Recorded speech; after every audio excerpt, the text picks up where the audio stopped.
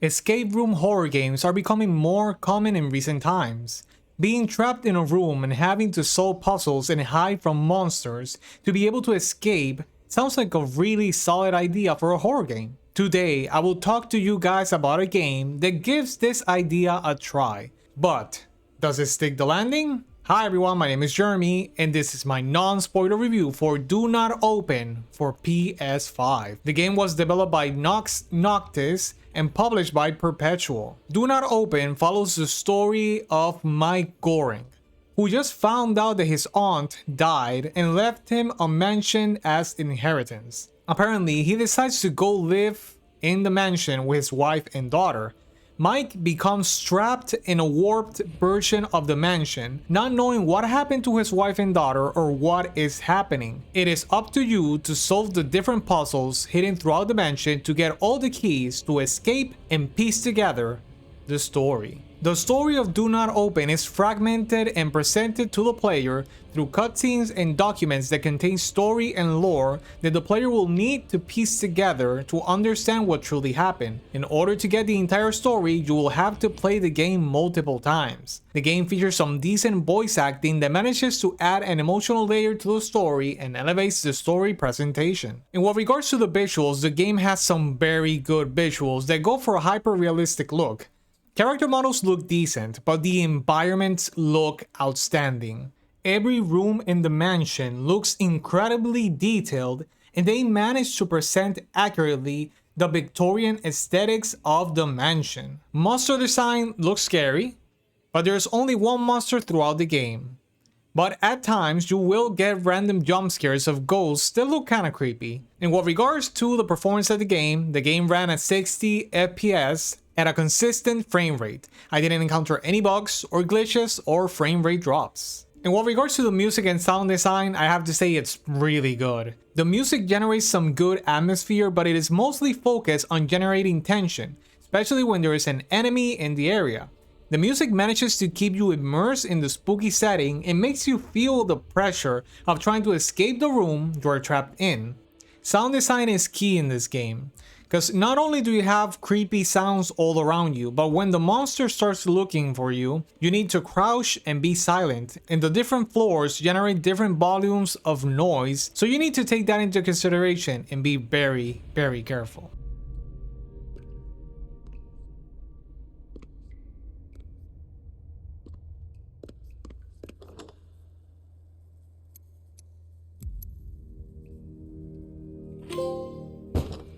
I got to hide somewhere.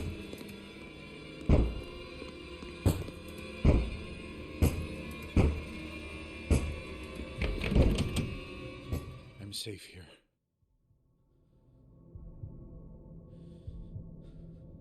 Was that real?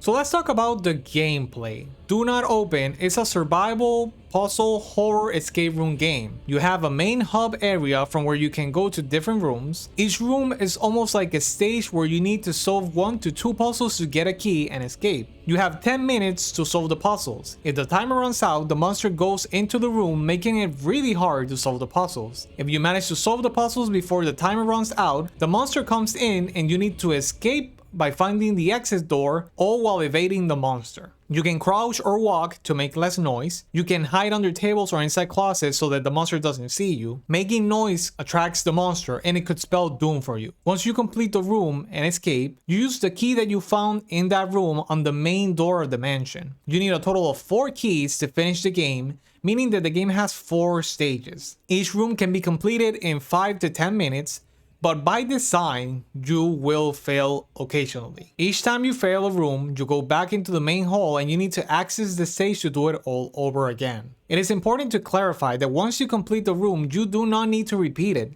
You only need to repeat it if you failed. The elements to solve each puzzle are randomly generated each time you try, so that you don't know the answers beforehand, meaning that you really have to solve the puzzles each time. Additionally, the layout of the rooms is randomly generated, so if you play through the game multiple times, the layout of each room is going to be completely different. In what regards to the puzzles, some of them are easy, but I have to admit that most of them are hard and obtuse. The game will take around 2 to 3 hours to finish because of trial and error. Because believe me, there is a lot of that. The game is designed to be played multiple times to get the entire story. So let's talk about the cons and the pros of this game. I'm gonna start out with the cons. The first thing that I feel that took away from my experience with this game were the obtuse puzzles. Most of the puzzles are obtuse and hard. You really need to think to solve them, which in of itself wouldn't be a problem, but you have the pressure of the time because you have only 10 minutes to solve the puzzles in the room and escape. So you're gonna have to repeat each stage multiple times because of trial and error, and in the process you're going to be trying to understand how to solve these puzzles. But remember, each time you fail and go back in because of the randomly generated elements of the puzzles, you need to solve it from scratch. In other words, you can't take note of the answer and try it the next time because it always changes. In that sense, it's challenging, but at the same time, after repeating it over and over again,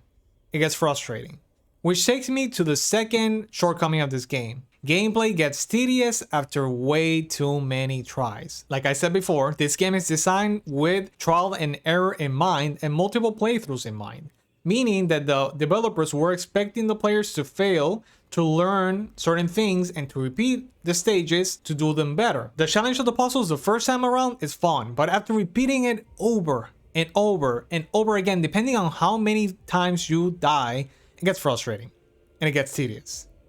And it takes away a lot from the game. So in what regards to the strong points of this game, first of all, good music and sound design. There is music throughout the entire game. It's creepy, horror themed music, and it generates a lot of tension, which goes perfectly with the gameplay. The second strong point of this game are the environments.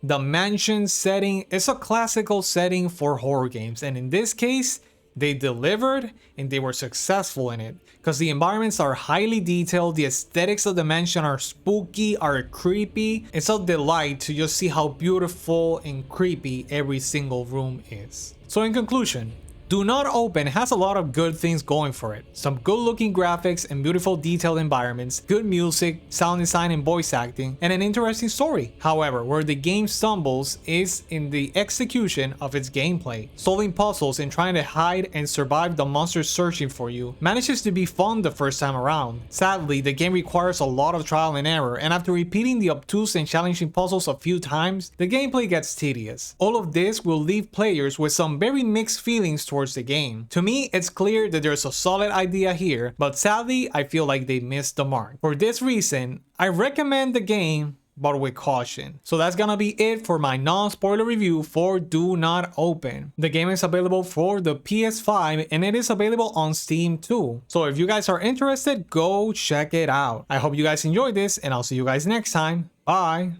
Oh, fuck! What the hell was that? I must find them.